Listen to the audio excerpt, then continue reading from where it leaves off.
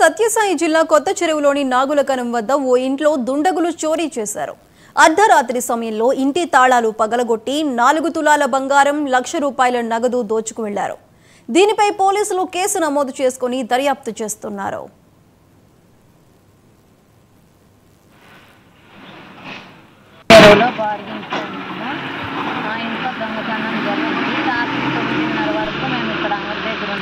తర్వాత మా ఇక్కలు ఇంటి దగ్గర పోయి నాకు బాగలేదని అక్కడ పనుకున్నాము. నైట్ ఎప్పుడు దొంగతనం జరిగిందో తెలియదు. 4 తులాల బంగారు, ₹1,00,000 డబ్బులు, బీగాలు బొగులు కొట్టి ఎత్తుకొని పోయినారు. 2 జతల కమ్మలు, 2 జతల మావిటీలు, 2 జతల గొలుసులు, మొత్తం 4 తులాలు డబ్బులు, ₹1,00,000 దొంగతనం జరిగింది. మా ఇంట్లో చెరువులో బార్గింట్లో ఉన్నాము.